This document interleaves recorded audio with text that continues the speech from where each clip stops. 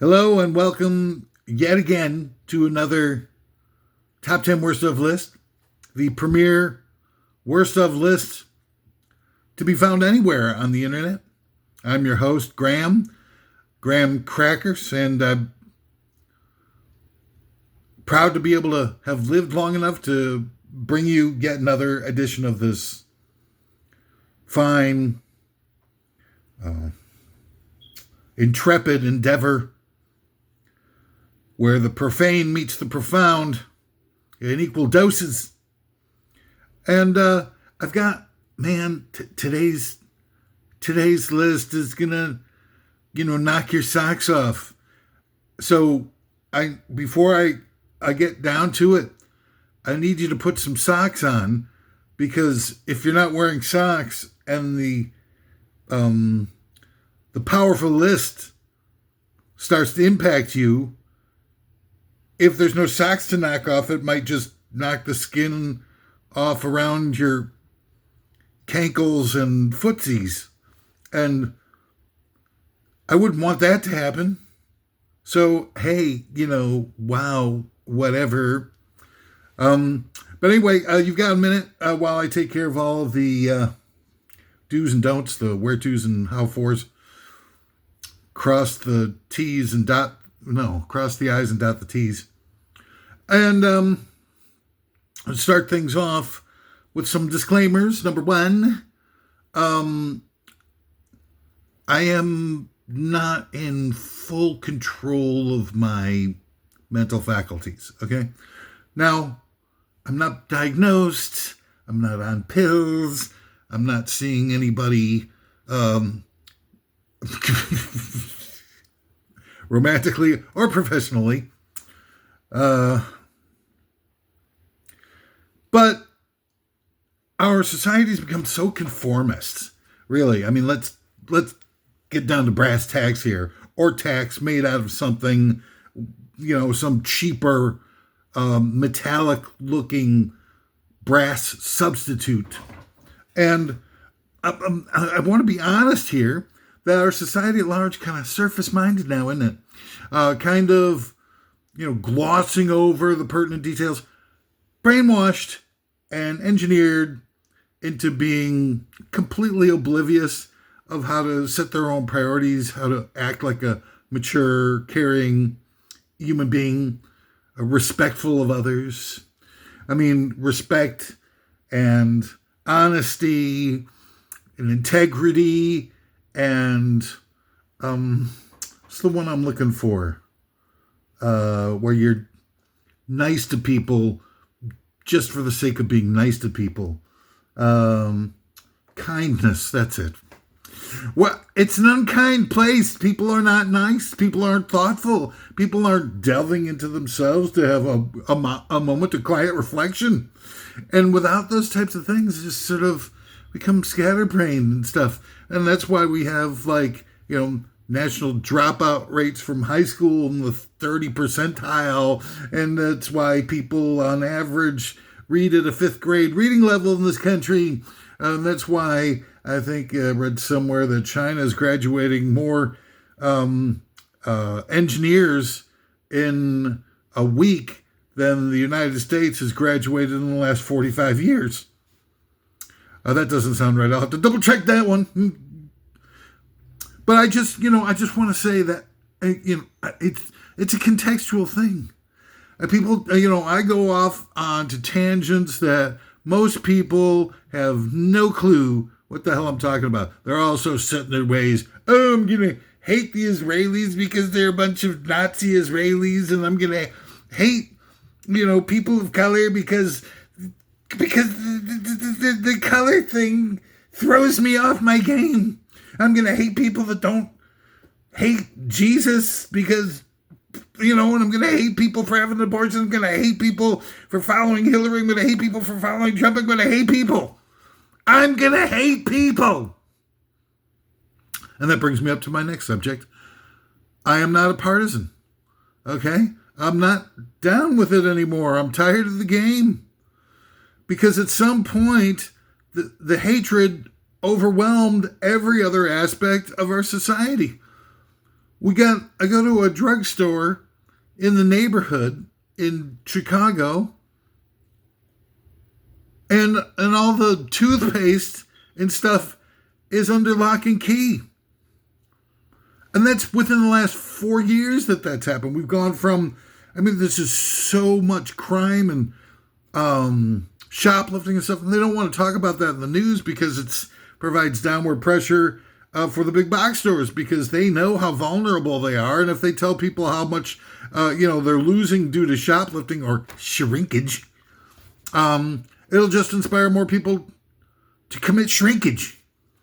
I commit shrinkage every time I step into the cold shower, but other than that, I've been victimized by it and stuff like that, and it's not, that particular, the way I experienced, and I had a massive amount of it, the way I experienced it wasn't, people want to point the finger at, your usual suspects and minorities and whatnot. Had, very little, if any, statistical engagement in that type of activity. The people who were stealing were a bunch of young people.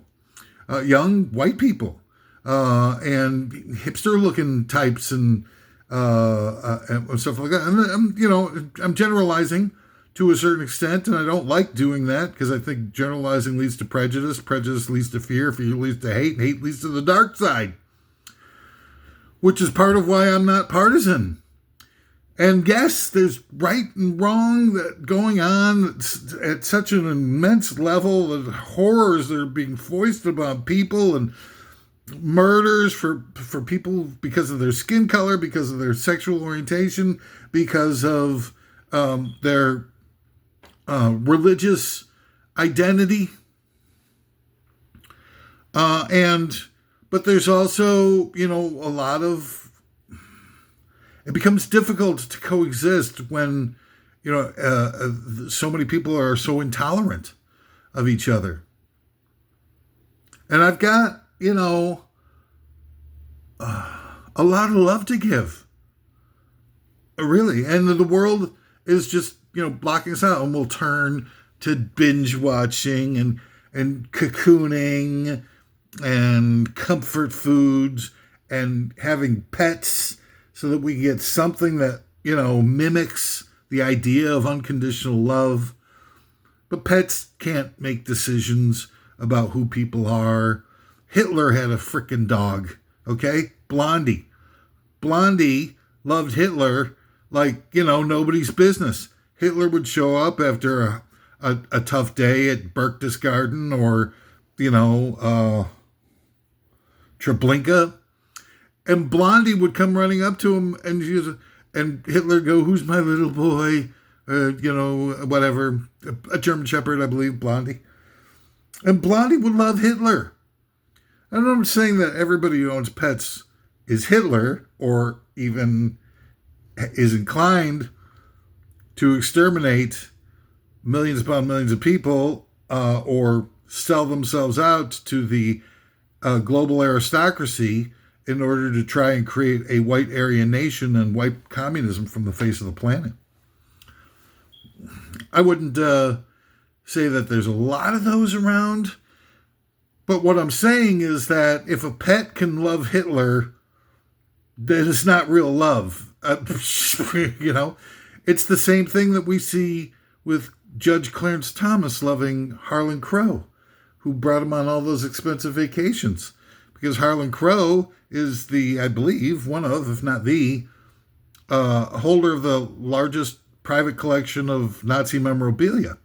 And so if you're a Supreme Court in the United States and you're hanging out with somebody whose big fetish is collecting Nazi memorabilia, it's the same thing as Blondie running up to Hitler at the end of a tough day, at the salt mines.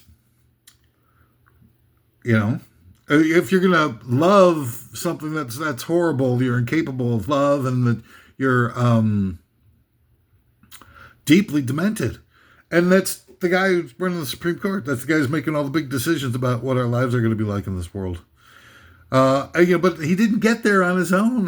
Did he? Barack Obama did absolutely nothing to force the ascension of Merrick Garland to the Supreme Court.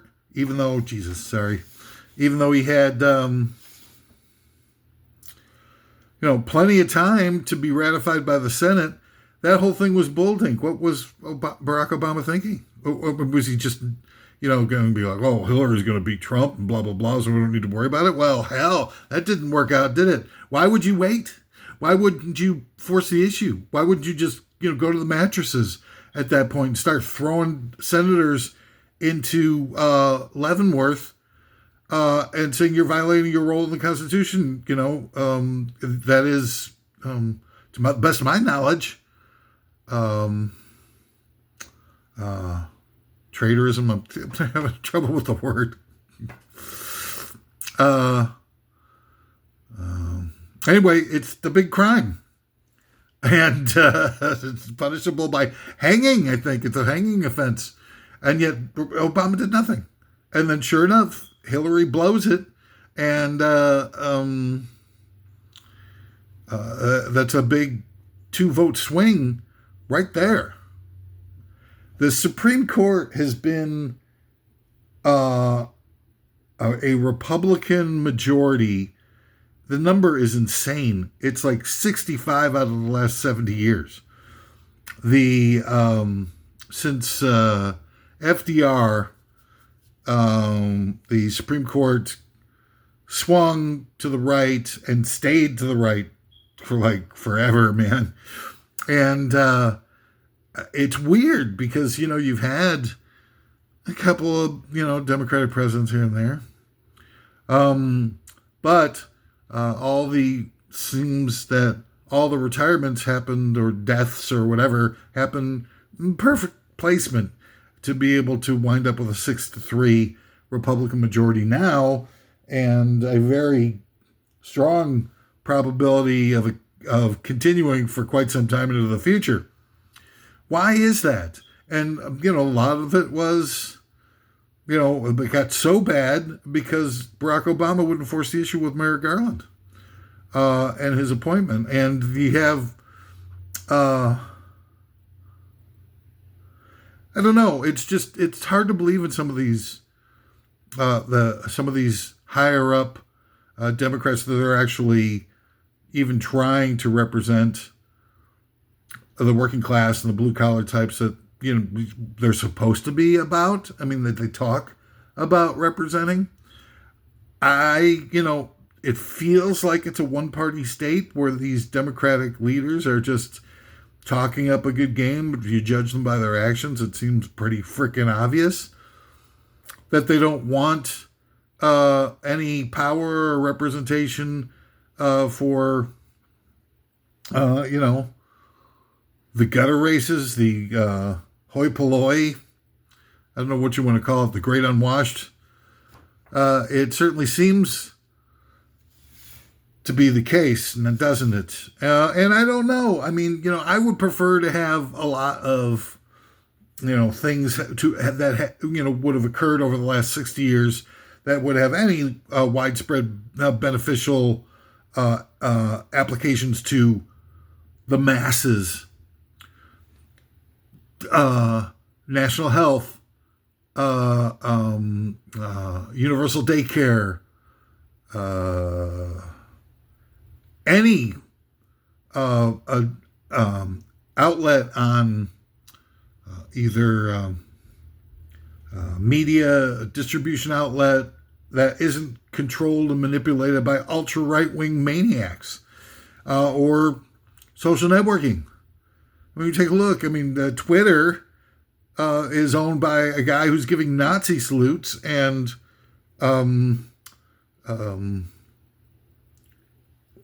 Facebook and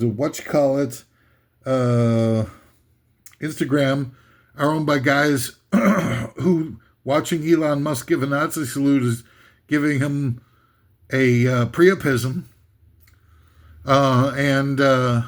I think Larry Ellison is the guy who's getting TikTok, right? The guy who just bought a third of all mainstream media in the last 6 weeks. Anywho. So anyway, I've got this top 10 list thing that I've been alluding to. Let's get to it. What do you say? First of all, I'd just like to mention that this top 10 list might not seem like it's real or authentic or genuine.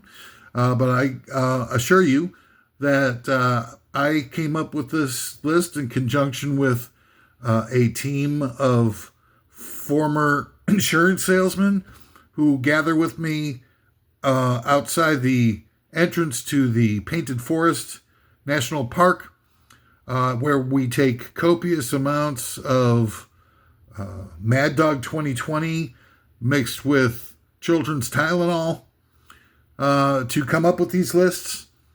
And we also have sponsors. Let me get to, hang on, I got to toggle here to the spot, to the other important sponsors. The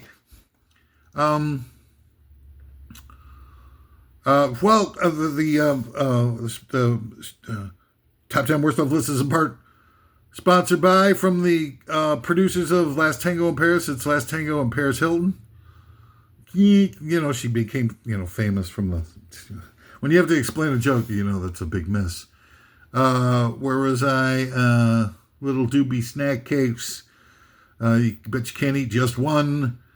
And the upcoming movie, the latest Bond movie, 007, starring in Casino Royale with cheese, where, I don't know, the villain is John Travolta. I don't know. Well, that was a weak bunch of commercials and stuff like that. Why don't we just get along with the top 10 lists before I embarrass myself any further? Today's top 10 list is a whopper. Please enjoy. Top 10 worst things with no unifying theme whatsoever.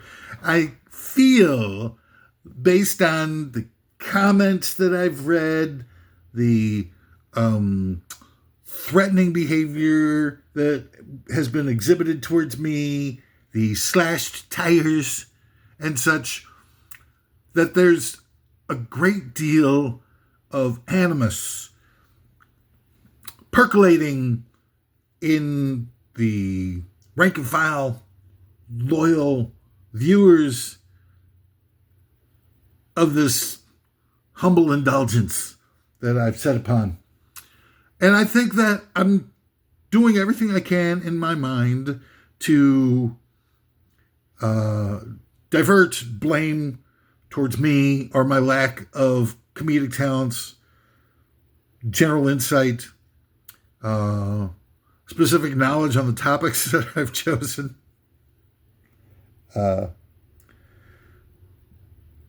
sexuality, all kinds of different things that I'm blaming, I'm looking to blame on other things. So I've come up with a great one. I'm a failure at most things that I've tried in my life. Dismal, horrific, cataclysmic failure. And I'm trying my best I'm juggling a lot of different options to try to regain some self-respect after all of that. And I'm thinking about a healthy drug habit, a super indulgent, very dangerous drug habit to blame everything on, because, if you're just a failure and you're not an alcoholic, or you don't have a drug habit or anything like that, then it's your fault. Then you have to kind of take the blame. And I'm not ready to do that. I'm not ready to own up to any responsibility for my actions whatsoever, or my thoughts. So instead, I'm going to do what everybody else, all the other jagoffs I see running around here trying to be, something special, and let's blame something else. So I'm going to have a big drug habit and just blame it on the drugs. They're like, what happened to that guy, Hugh Jackman or whatever? What must be Graham Cracker? What happened to that guy, Graham Cracker? You do that hate list stuff. It was not a hate list. It was not a Graham Cracker. It was a worst stuff list. Most of the things I would like to inform you, had it coming. So there. I stand accused. Not accused. What's it? I stand corrected. There we go. But people would be like, it's not his fault that he's such a big, huge failure and that nobody likes his top 10 worst ofs. Oh, really? Then what shall we blame it on? Oh, he's got a massive drug habit. Oh, I see. That makes sense. Yeah, not his fault. It's the drug habit. Yes, drug habit.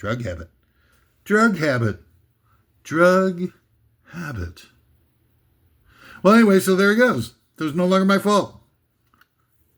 Pretty slick, huh? You can probably take a few lessons with that.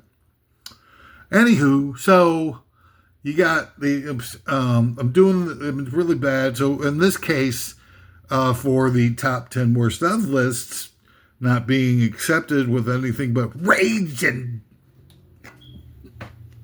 massive hatred, I'm blaming it on the themes instead of my inability to find the funny or to connect with my brilliant and insouciant satire. I'm blaming it on the themes. They've been bad themes. I'm not bad themes, but themes that aren't connecting, that aren't, holding the thread together. So for this one, I've done away pretty much with the theme because I think that, even if it winds up eventually leading to my inability to be funny and glib and engaging, inspirational, handsome, prolific, engaging, good,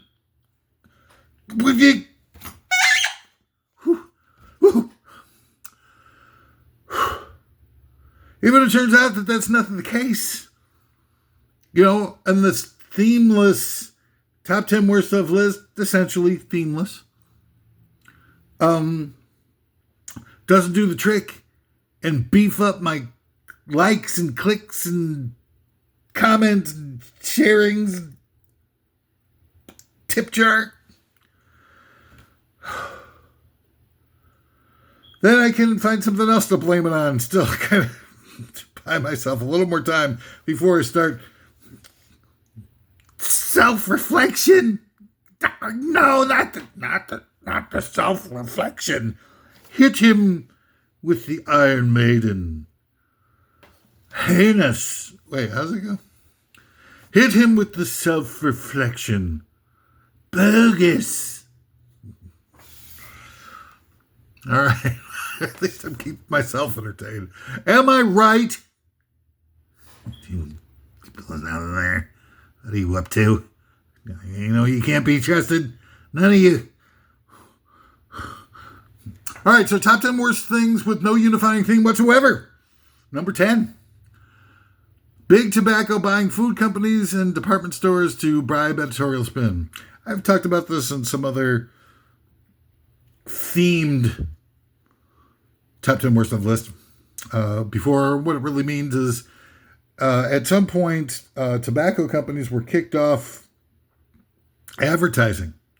And advertising wasn't just to boost up sales for tobacco-oriented products, but it was also that money, that lucre, was basically acting in the same way to grease the palms of the ownership of media, and their editorial spin would never want to bite the hand that feeds them, right? So cigarette companies are spending, there were cigarette commercials, right on the air, man, advertising during Rocky and Bullwinkle and stuff. And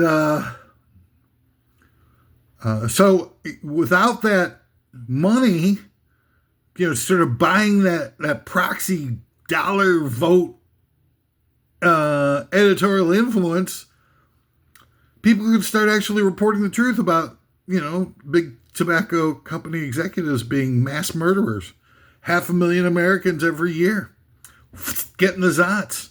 And you think, well, let's look at this guy, this fatso guy who's begging for a big thrombo, telling me about the, unhealthy aspects of the cigarette industry. I mean, why should I listen to this balloon man? How many balloons does that guy got going?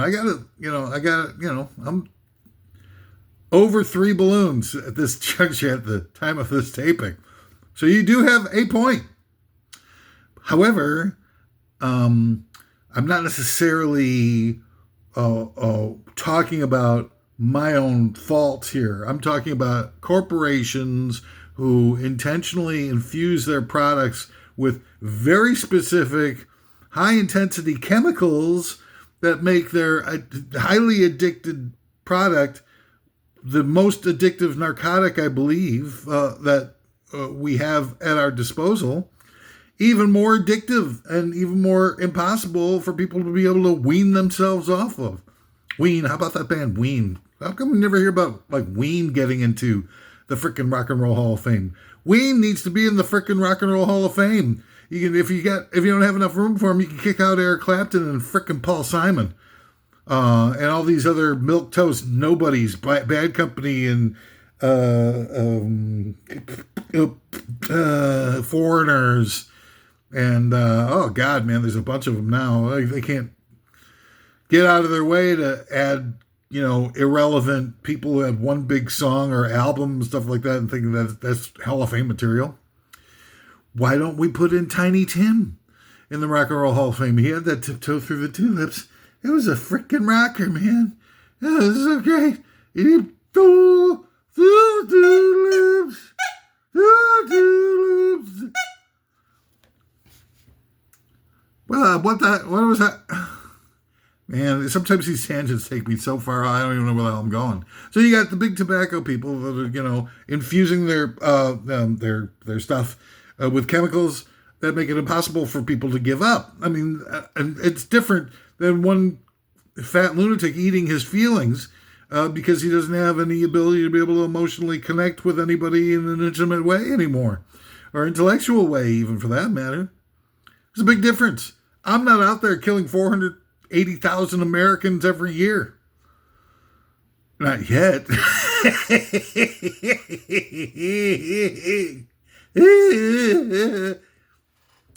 No, but seriously. And then the other part of it is that, they know that the bulk of people who become addicted to life to tobacco-related products do so before their 15th birthday.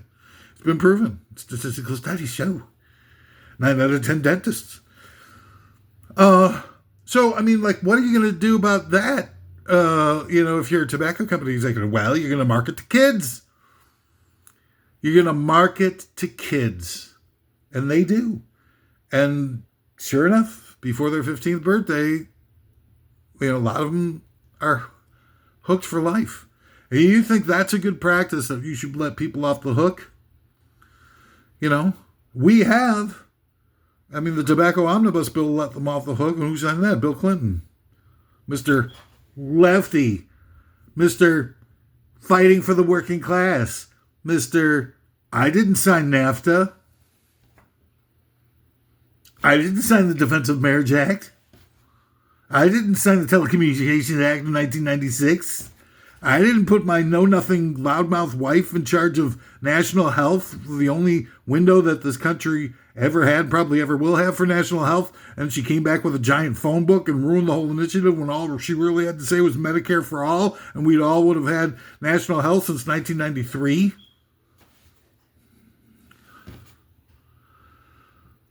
So they bought a bunch of food companies. RJR bought Nabisco, and Philip Morris bought Kraft, and Brown and Williamson bought a bunch of department stores like Kohl's and Saks Fifth Avenue, and I don't remember the rest off the top of my head. But they did that not just because to diversify their interests, thinking that the cigarette business was going to falter. They did that because all of those companies that they bought had gigantic advertising budgets, and they were still allowed to advertise in mass media. And so Once again, they could silence their critics in mass media by these giant ad buys that their sister companies, Kraft, Nabisco, and Saks Fifth Avenue, were making in a variety of media settings, and it worked, and here we are now. Tobacco products, you see, and they're back to their old tricks. They have cartoons like King of the Hill. They've got characters throughout the entire series that smoke like fiends, and on camera and everything. It's just horrible. Number 9 of the top 10 worst things with no unifying theme whatsoever. Things that aren't partially undigested stem cells. Now, a lot of people talk to me. They come up to me and they say, Hugh Jackman, what things are what are the things in popular undigested things about stem cells that you can tell us about? And I'm like, well, hey, sperm burpers, I think they used to call us back in the day when we do anything, I'll, suck you off for a cheeseburger type of, we've all been there. I mean, let's be honest with it. A lot of us more often than others, but we've all been there. And I think, personally, I need to get this out of the way. I really think that, people think that, and you hear the ideologues harping on this all the time, that homosexuality is learned behavior. I beg to differ. I'm sorry. I don't believe it. Not for 1 second. Then I'll take you through it. Number 1, I think it's heterosexuality is learned behavior. We become socialized that when we're born, we're kind of, blank slate.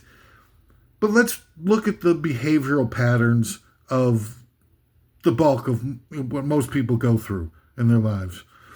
And I'm talking about masturbation here. And let's try to be mature. No snickering or, rolling your eyes or nothing like that. Let's have a mature talk about masturbation because I think it's important. It's how we become socialized as people. And this is going to prove my point in a way that it's going to blow your freaking mind if you've got the guts to be able to listen. I know you're reaching for the clicker. You don't want to hear it. You don't want earmuffs. I don't want to hear. Well, you're going to hear. Answer me this. Riddle me this, Batman. What's the first sex act that, most people wind up having in their lives? Do, sucky, suck. Sucky, sucky, suck. Suck. The answer is, what is masturbation? Wink. And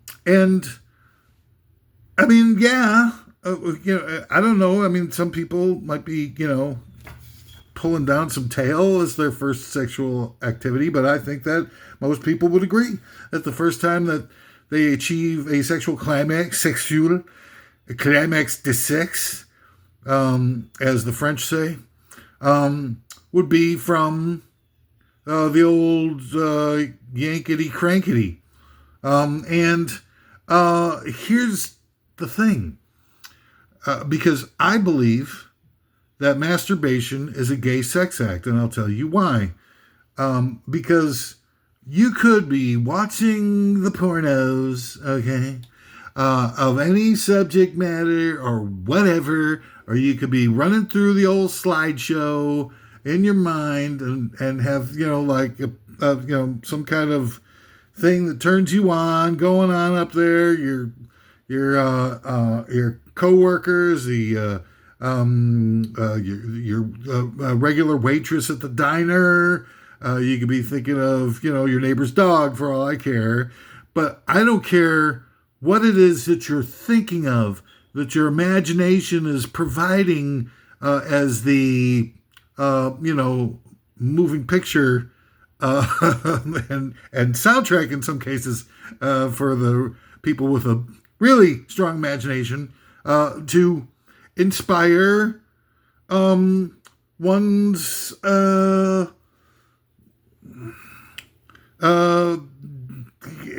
indulgence. Stay polite as much as is possible. on subjects like this. I don't care what it is. The fact of the matter is, let's look at the reality of the situation. It is, the act of masturbation is a person bringing themselves to climax. Now, last I checked, I don't care what your sexual identity is in this process at all. I mean, in the rest of life, it's fine. Do whatever you want. What do I care? Like, is anybody going to listen to me? Why would anybody want to bother with getting, like, my approval for something? Look at me. Does it look like I have anything important or pertinent to say about anybody's sexual orientation? I just don't even care. Even just do whatever gets you off. It's such a and it's not even on my radar, man. It shouldn't be on anybody's radar. You just go ahead and get yourself off. Big whoop. So, but here's the thing: when it comes to this particular thing that maybe can get us to a little bit more sexual liberation, kind of eschew all of that puritanical, indoctrinational nonsense and sexual frustrations, is that regardless of your sexual identity, it is a same-sex act. And again, it has nothing to do with what you're imagining. The fact is that, like for my sexual self-love would be a guy who identifies as a guy, but a guy bringing a guy to climax. So, I mean, it's guy-on-guy sex. It's a guy-on-guy sex act. And I don't care how you spin it in terms of what you're thinking of. Oh, I was thinking about a girl. Take a look downstairs, mister, in the groinals area. And, who's holding what in whose hand? It's a guy holding a guy sexual podanum, whatever they call them. It's all decorated with that stuff that you spray on Christmas trees to make it look like artificial snow. All dusted with the goo. Okay? And I'm not talking about the goo that Janusz was covered with after the Ghostbusters exploded Vigo the Carpathian. Why am I covered with the goo? I love that line. So funny. No, I'm talking about masturbation is a same-sex act. I don't care if you're a woman, a guy, trans, whatever identity that you have at any given time. When you bring yourself to climax, you're bringing the same sex off the climax. Masturbation is a gay sex act. Period. End of story. And if the first sex act that all of us or most of us have is masturbation, and masturbation is a gay sex act, then we're born gay. I mean, it shouldn't mystify anybody. Now, it's not a hardwired gay at that point, but it is, at that point, as we grow as people, we're all conditioned with a lot of indoctrinational elements, and that has to do with what we're born into. If we're thinking about, and that diverts us, unfortunately, from examining ourselves and finding out who we really are inside and admitting it, because all this pressure comes in. This is, peer pressure and pressure from religions, and everybody's so freaking hateful, caught up in themselves. And that, I think that fuels a lot of the rage and the displaced anger that so many people exhibit towards, people outside of their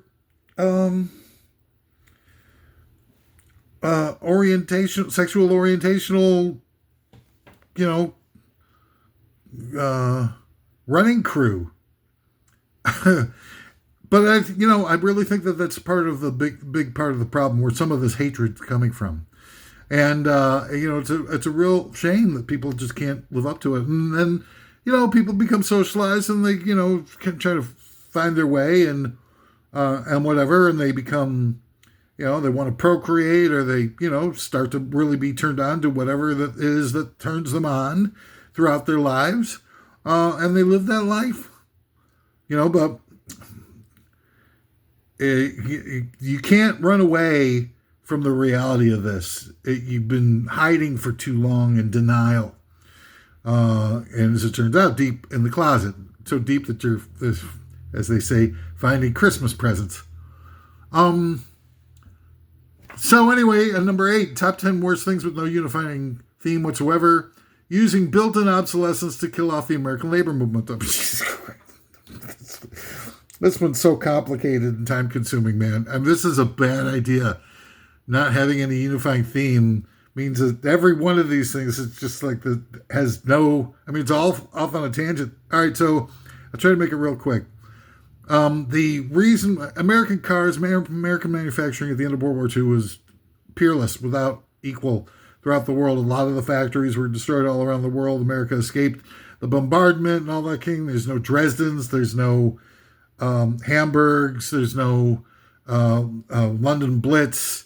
There's no firebombing of Tokyo in the United States. There's nothing of that. So we're light years ahead in the manufacturing sector from the rest of the world. And but the problem was thinking about the end of borders in respect to the oligarchs, because they started to realize early on that they could play a game with us to minimize the amount of assets that would be spread over the great unwashed. It's us. And the biggest impediment to them doing that was labor unions, the labor movement. And it was huge. Coming out of World War II, never bigger. These indomitable, and they corrupted the labor unions, sure.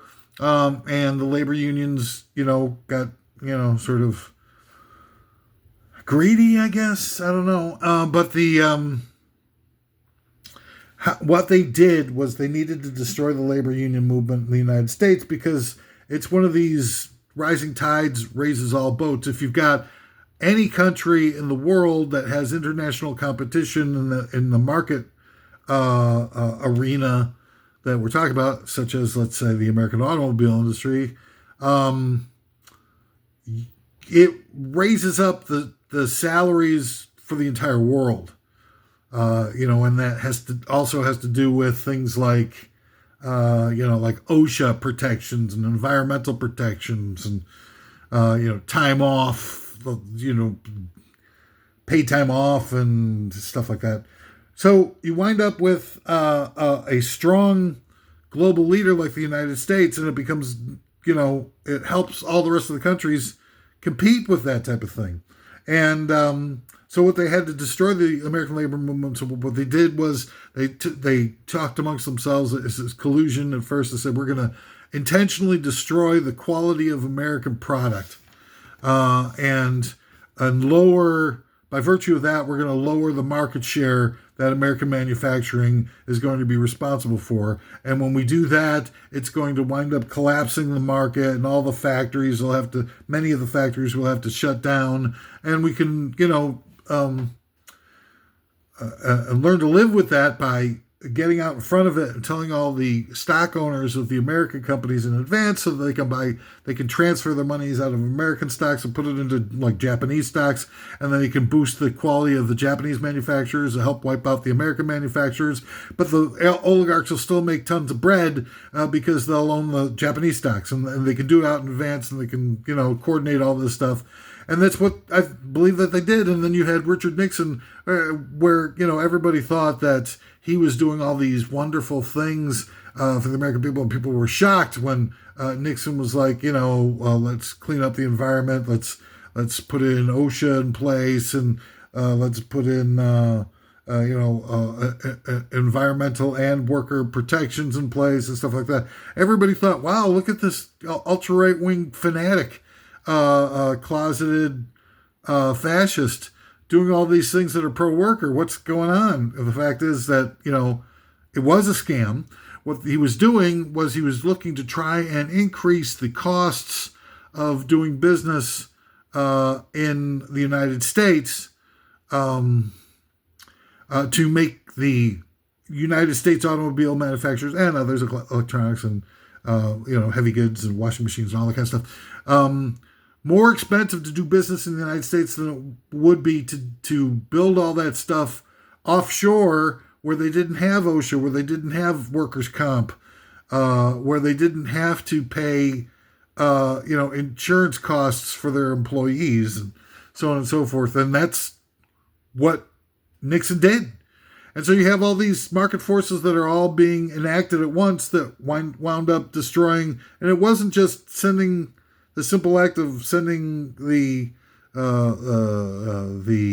work orders to Japan. There was a lot that went into it, and it's made us uncompetitive. I mean, think about it. All the other, they talk about the one aspect of national health that people talk about is the fact that we're the only industrialized nation that doesn't have it, and that we deserve it's not a human right instead of a like an obligation of the rich is supposed to it's like but they completely leave out the whole idea that American industry is having to pay for such a large portion of the health insurance of their employees is not being done by competitors all throughout the world. I mean, if you're going up against, GM is going up against BMW or whatever. BMW, they have national health in Germany, so they don't have to, they can use that towards profits. They can use that towards, distribution for their stockholders. They can use that for, any number of expenses, and they can use it for keeping their prices lower than ours. We have nothing of the sort. So it's a gigantic chunk of expenses for GM here in the United States, and that's part of why what they did to get rid of it. And it also destroyed all the labor unions, the biggest ones, and before you knew it, it was $7, I think, is the minimum wage in this country for the last 40 years or something. All right, it's number 7. Top 10 worst things with no unifying theme whatsoever. The curious case of 7-time suspended Major League Baseball pitcher Steve Howe. I mean, hey, everybody, you get a slip up or two even, and I think it's fairly decent to give people a second roll of the dice. There are mitigating factors and maybe get them some help, in an industry that's making hand over fist, like, Major League Baseball has made for so many years, especially back in that era, when Steve Howe was a very troubled pitcher for, I think, the Dodgers, and was busted by the league 7 times for narcotics use. He failed drug tests 7 times, and they kept letting him back in, like one after the other. And then the guy dies with, like, methamphetamine in his bloodstream in a solo car crash, eventually. And,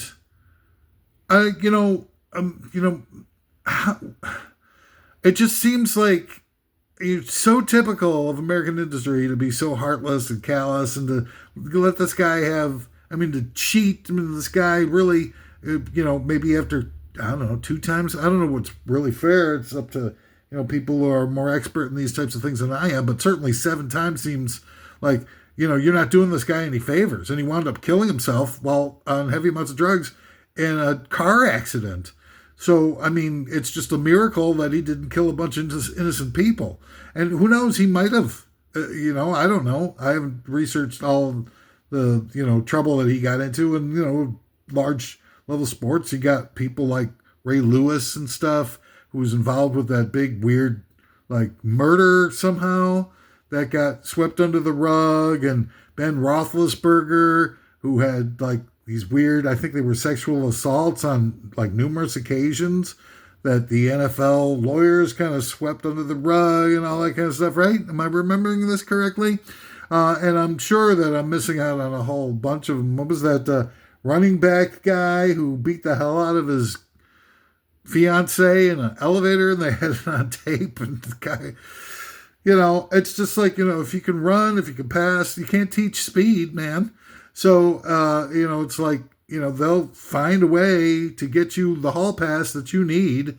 And in the case of Steve Howe, it's like the just most blatant out of all of them, where somebody needed to pump the brakes a little bit on this guy's life and quit giving him, like, just hall pass after hall pass, and eventually wound up killing the guy. But he never should have gotten that far. 7 times. Number 6, the song Imagine gets banned from the radio following 9/11. Now, imagine, I mean, why would anybody want to ban, songs about, like, dreamers and optimists and the ending of wars and borders and all the things that, it seems like the ultimate sort of ode to oppressed people, the peasants of history, who've all been, thrown into battle for what? So that billionaires could be richer, so that billionaires could have more castles or more flags waving over their flags waving over more properties. And I mean, how does it benefit? There's a song, what's it? I think it's the Zac Brown Band, where he goes in the lyrics. It's about a little bit of chicken. He talks about the things that make life worth living, and he talks about a little bit of chicken fry, cold beer and by my side, on the radio on, and it's got good fitting jeans. So Zac Brown wants good fitting jeans, good fried chicken, his radio blasting, and cold beer on a Friday night. And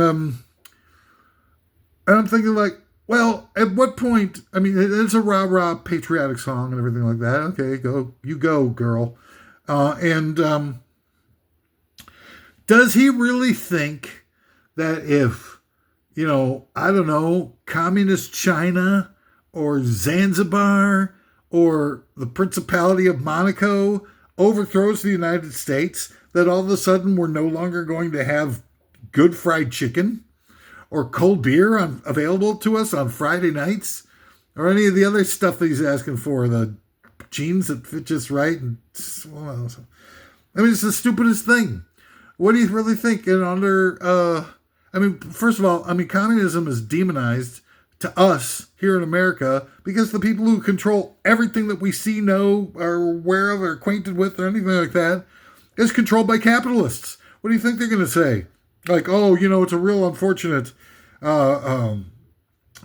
reality in our world that we have capitalism here, because, if we were in communism, everybody's life would be better. The fried chicken would be a stellar. It'd be just...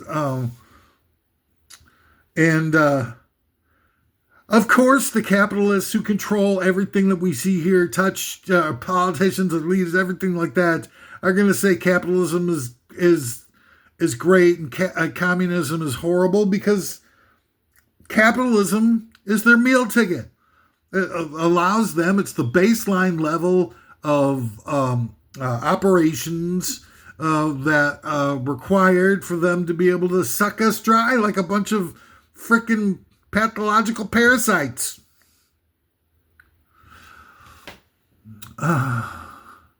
So Imagine gets banned. I mean, what the hell? On the radio because of 9/11? What was it about 9/11 that triggered them to ban the playing of Imagine?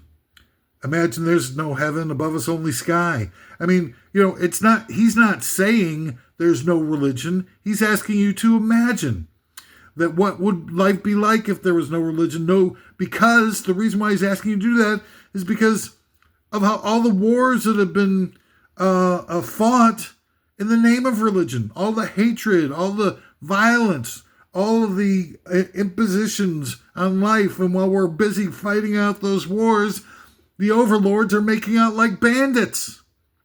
That's what he's talking about in Imagine.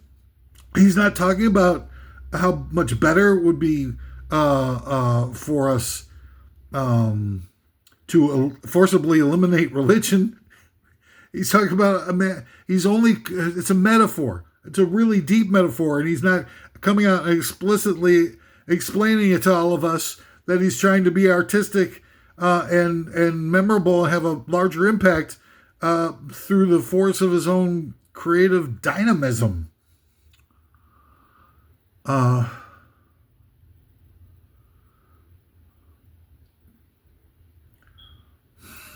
Number 5 of the top 10 worst things with no unifying theme whatsoever. The company where you pay to name a star after someone. Now, these guys really piss me off because they charge, I don't know what they charge. I would try to look it up, but I forgot to look up the price. And, here we are talking about this stuff. So I'm going to have to just live with that mistake. That horrible crushing mistake.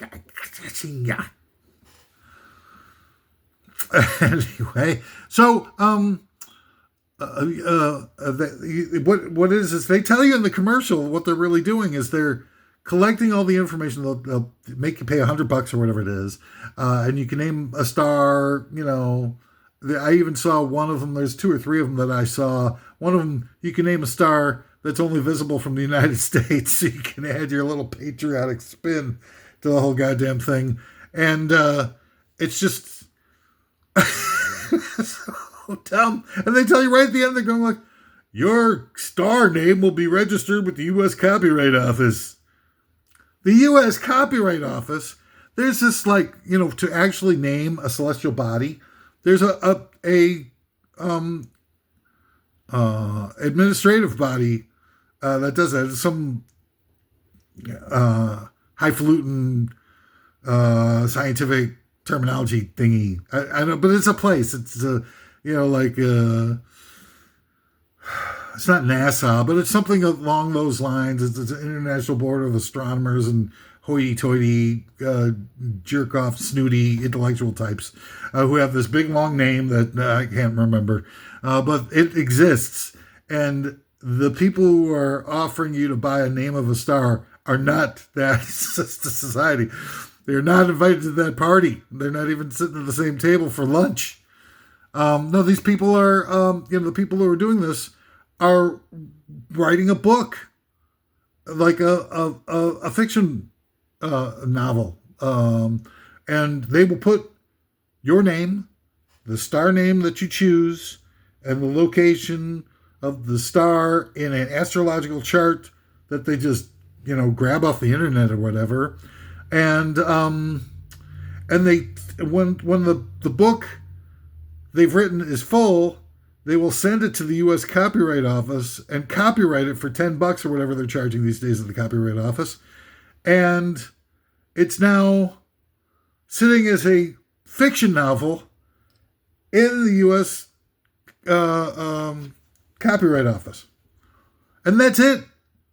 It has no official bearing on anything. It's not, in reality, it's not that name. Like going like Beatrice Horseman of California or whatever, star number on the X-anomial axis B4, which will forever be now known astrologically as the Beatrice Horseman star.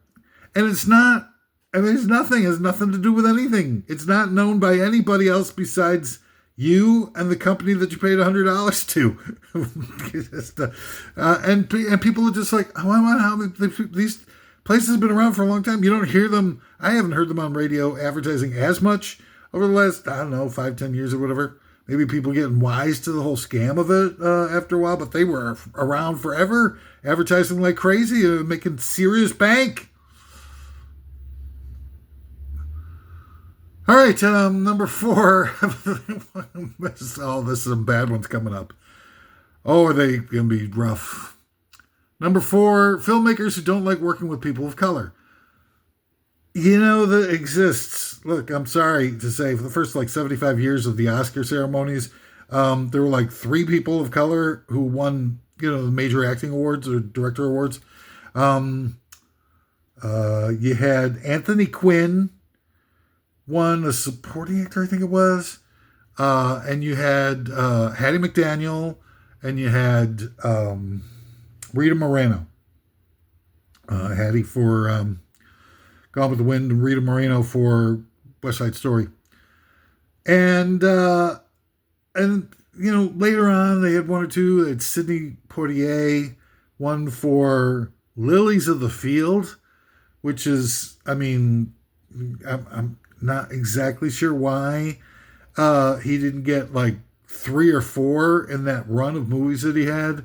The one where he's changed to Tony Curtis is phenomenal. The first of the Mr. Tibbs movies, In the Heat of the Night, phenomenal, just absolutely unreal. When he slaps the face of that cracker plantation owner in that scene in the flower house or whatever the hell, greenhouse. It just was mind blowing, man. I mean, this is coming out in 1966 when that stuff was all like raging. But anyway, so Sidney Poitier eventually got one as well. But I mean, until like the 70s and stuff, it was just about it. And then it took forever to get a person of color to get a director, best director, and directors are like the bosses of these movies. And I mean, this is all like super reflective of what Hollywood and America in general was all about. But it really, I mean, we want to pretend that it's over with, and Hollywood has issued some edict or something like that, in order for a movie to be nominated for a major league award, it's got to be, there has to be some sort of representation, DEI, representation for diversity on the set or on camera. I'm sorry, I'm not super familiar with exactly what the rules are, but there has to be diversity on camera in order for them to be eligible. And you see, and it's a weird sort of imposition to make because number one, it hasn't really done anything to a lot of these bigger directors that I'm about to mention, and their propensity to come up with excuses to only work with white people, but what it has to do with the ability to change our knowledge of history is real kind of scary. You see like historical scenes where there are diverse representations on screen of a variety of people of different color and all that kind of stuff in scenes where they never would have in those historical situations have been included. And so you're now lying about history and misrepresenting it, and you're creating, I think, again, easily manipulatable minds because our education system is so poor in general that people are seeing these things like going like, well, what were people complaining about? There's 3 or 4 different people of color in this scene from an 1800s, middle class office, or something of that nature. I think it was David Copperfield movie with the guy, I can't remember his name, but he was in Slumdog Millionaire, I think. Patel. I'm sorry, I'm probably like blowing all my, this argument. I don't want to misrepresent anybody, and maybe I'm thinking of the wrong people, but the point is that I think that movie, I tried to watch it, and there's just all these, and maybe historically I'm in the dark about this stuff. Maybe I need to do my homework a little better, because that there's all these different people that are in various scenes, that all the colors of the rainbow, which is great in terms of like the opportunities in Hollywood, but I think it could be misrepresenting what history was like, and then people are kind of like thinking like, well, it doesn't seem like that, but and that's under the height of Jim Crow, in the 1800s and early industrial age and stuff. I'm not sure that that's a good thing to do. Like it's healthy or beneficial. Um, I would rather than maybe provide some cinematic devices in order to be able to create that diversity, but not misrepresent history. Like showing uh,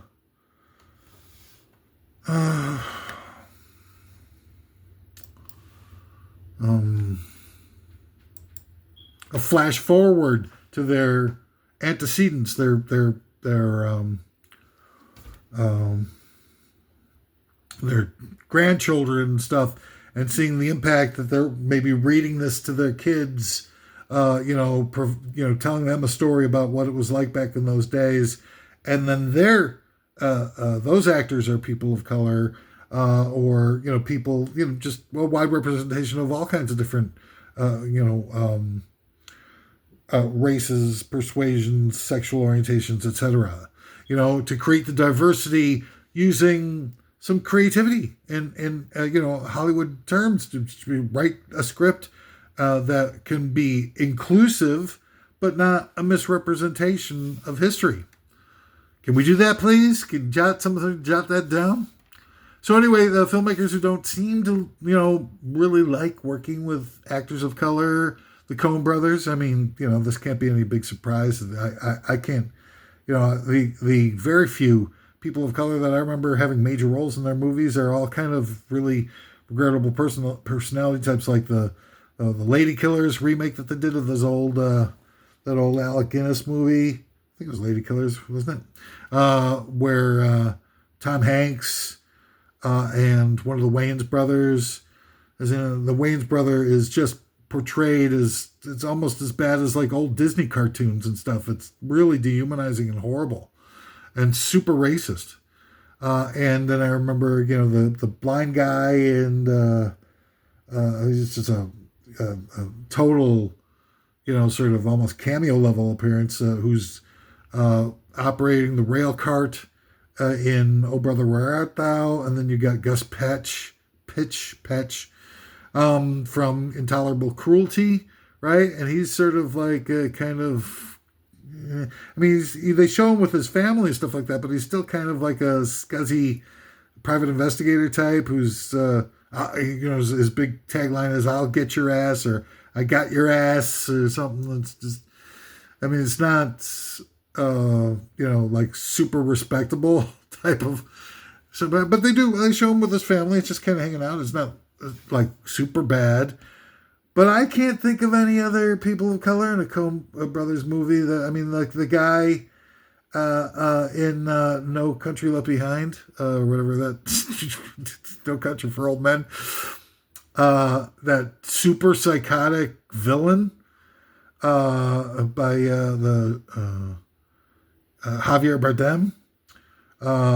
There's that. Of course, if you want to make, somebody a complete freaking psycho, as a laudable role, and again he's very pale, and I don't know, and then you get the Spielberg things, and Spielberg is not he seems to be choosing his topics based on what will allow him to disguise his reluctance to working with actors of color, by virtue of the fact that he's choosing settings where people of color wouldn't normally be associated with the situation.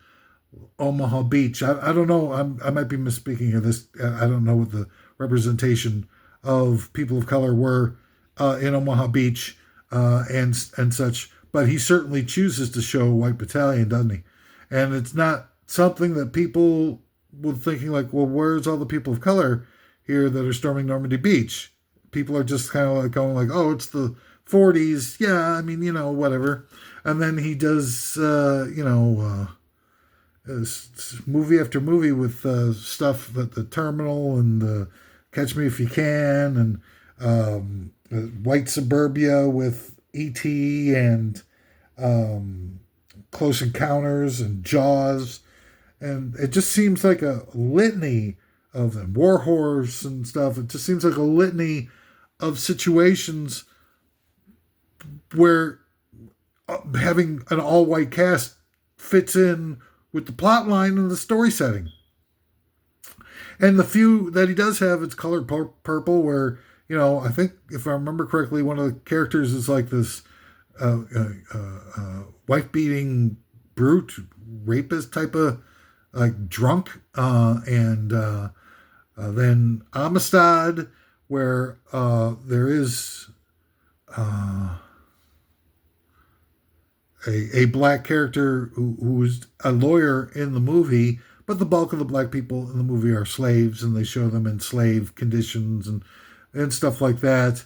And it gives them plenty of opportunities to drop N-bombs here and there, which I think they kind of, in their Bohemian Grove excursions, probably laughing amongst themselves. Oh, did you see how I got away with dropping N-words and stuff like on my Amistad movie? I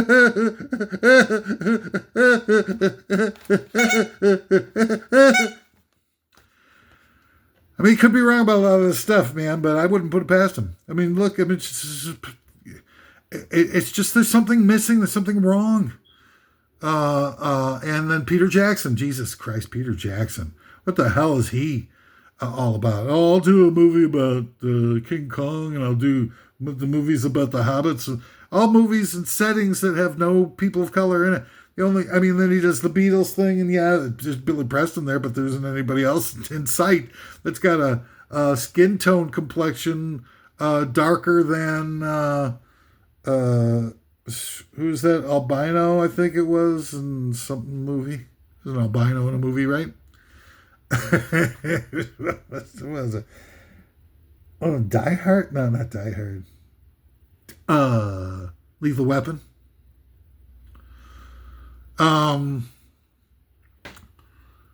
It's just those people are not doing movies with people of color, are they? And I think it's more. There's more to it than just like going like, well, I'll just whatever.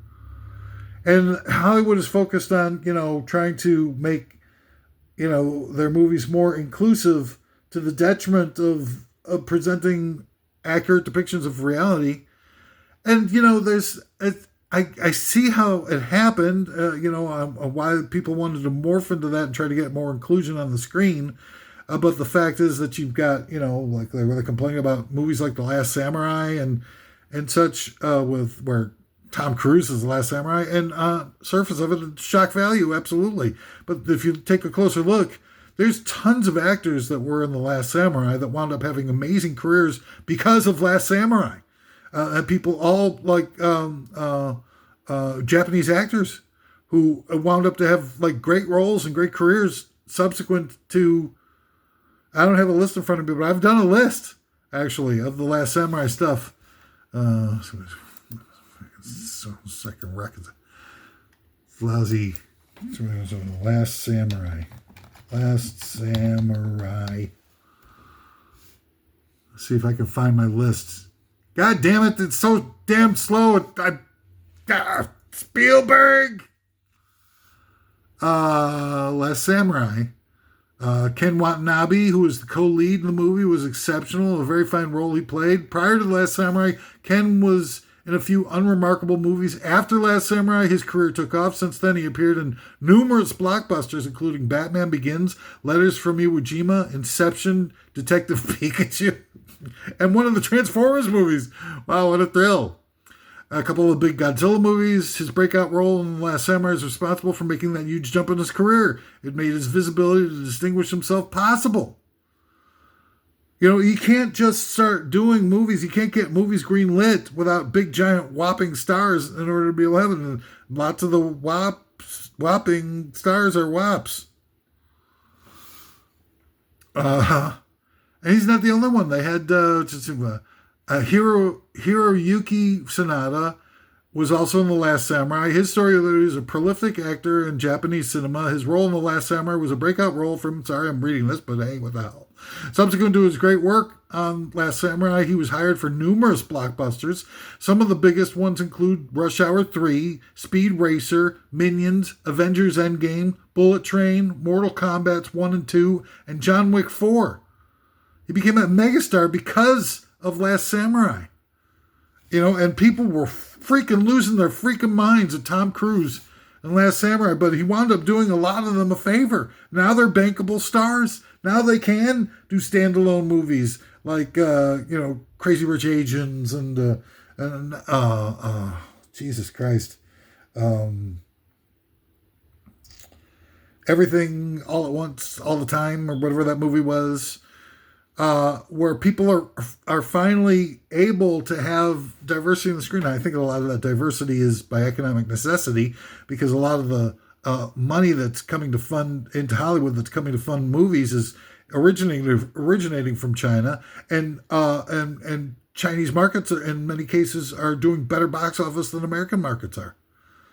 So it's changing now in the other direction. And so all you people who are complaining about Tom Cruise, probably in about 10, 15 years, are going to be complaining about Getty Watanabe. It wasn't Ken Watanabe. Sorry, Getty Watanabe was 16 Candles guy, right? What I'm saying is that we're just completely losing the thread of the line item from the top 10 worst list here. But what I'm saying is that everybody's screwed up to the point where nobody's an authority on anything anymore. It's just absolutely in the, Porky Goes to Wacky Land cartoon, where, one of those early Leon Schlesinger black and white Looney Tunes cartoons where just everything is nuts all the time. And it's because it's explained to us and contoured and prioritized to us in ways that are evil, and our leaders aren't doing us any favors by, and all these things are setups. All these people who are complaining about Tom Cruise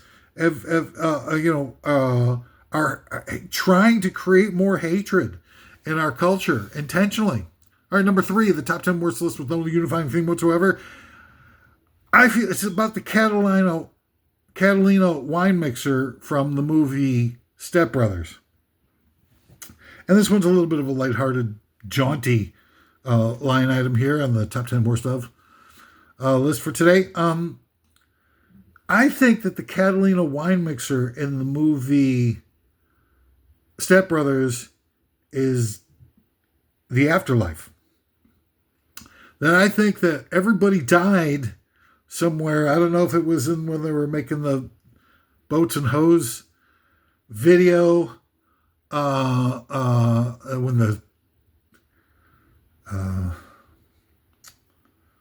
the yacht crashed, or or if there was a murder scene there or something at the restaurant, and everybody, the father lost it and murdered everybody. Whatever. But they go into, everything is all screwed up, and they go into the Catalina wine mixer and everything's all solved. Everybody's like hugging each other, all the conflict and everything like that. Even the psychiatrist is like, showing up and like seemingly really, down with, maybe hooking up with the Will Ferrell character, and everyone's signing deals. They're selling helicopters or whatever whatever it was they were trying to sell. And, and the Step Brothers perform an obnoxious mashup of Porti Volare and Boats and Hose, which people love. And all the contentious relationships are all mended, and with all the negativity, even the fraternal hatred between the two other brothers, not the Step Brothers, but the real brothers, biological brothers, I'm sorry. Because in the real world, there is no Catalina wine mixer. The truth is that we're already dead. I'm thinking that the whole scene with the Catalina wine mixer is the afterlife. And they're all, of course, they're all happy and everything ends happily. I don't know. I'm just putting it out there. Okay? Just putting it out there. All right. Sorry about that. So, number 2 of the top 10 worst things with no unifying theme whatsoever is Emily Blunt Emily Blunt, the actor, actress, whatever you call it, actually an AI. All right, now, you know, be patient with me for a second. How could she possibly be in as many movies as she is? 2011, she was in like 5 movies. Who the hell's in 5 movies in 1 year? First of all, she looks like she lives on a steady diet of orphans and placentas. I mean, she's looking, her face is like, she has a super limited range, of characters and stuff. Like she's, I'm Emily Blunt. Her eyes always make her look like she's been dead for over a week. Like this kind of thing, like, I'm Emily Blunt. Oh, nice to meet you. She's been over like 57 movies in the last 18 months. I just don't, I don't know. First of all, I don't know why anybody would want to feature her in that many movies. I mean, are they just like doing it like the billionaires are hoarding all the resources so that there isn't any resources left for anybody else? Like they feel real comfortable with where Emily Blunt is in terms of not coloring outside the lines and towing the party line, and maybe she's her. When I was reading about researching this, her father was a big lawyer. Maybe there's something there that's going on, like a nepo baby-ish type of thing. I don't know, but it just seems weird that she's everywhere. Well, there's tons of like really desperate actresses that are out there looking for gigs, and you're giving every freaking thing to Emily Blunt. It seems kind of like, elitist, something weird going on. Like, what's, all right. And number one of the top 10 worst, oh, Jesus Christ, there's a giant mess now. I blame Emily Blunt. Emily Blunt, you're on my S-word list. Son of a bitch. Number one of the top 10 worst things with no unifying thing whatsoever is the Iran war being conducted simply as a distraction to keep us from realizing how much the band Coldplay sucks. Jesus Christ. Blunt. Anyway, that's it. I don't know. I'm not going to talk about that stupid ending. Well, I'm thank God those last 3 were just totally glib. As I was running out, it's been an hour and a freaking half of nonstop extemporaneous, not totally extemporaneous. I did the one thing, I looked up the thing on my cheat sheet about Ken Watanabe. But, hey, that's a Coldplay suck. I mean, horrible. I'm beyond, how are these guys? Are these guys in the Hall of Fame? It seems like something like Paul Schaefer's Hall of Fame would bring us. And now it's time for Paul Schaefer's Hall of Fame. I'm Paul Schaefer.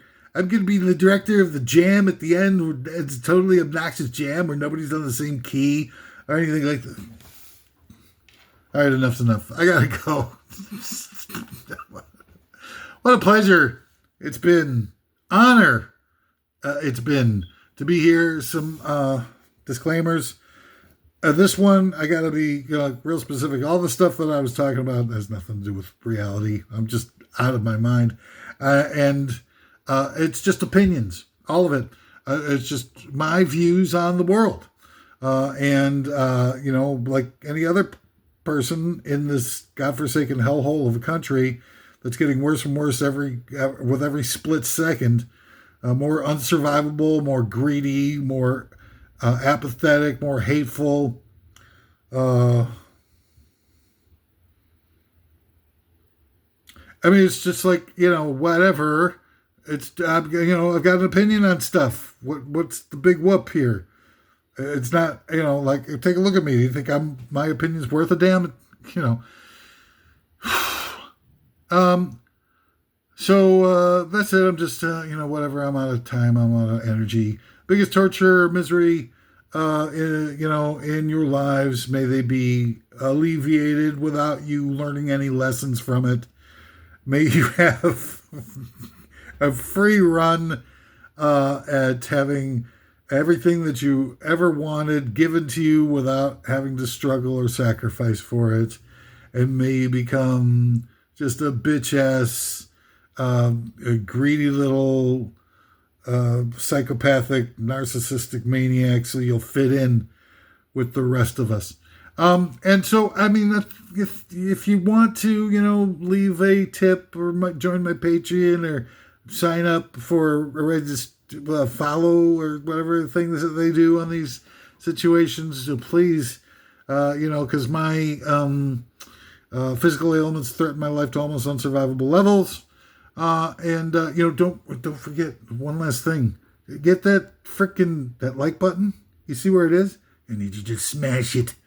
I need you to smash the like button. Smash it! Smash the like button! What's wrong with you? Why can't you smash the freaking like button? One stupid little thing after I gave you an hour and a half of the splendiferous diatribes about all the ills that are confronting us in our daily life and our society at large. You can't smash the freaking like button? Anyway, thanks for watching. Thanks for being a part of such an incredibly liberating experience that we've all had here today. Let's see if we can, kind of get through all this together.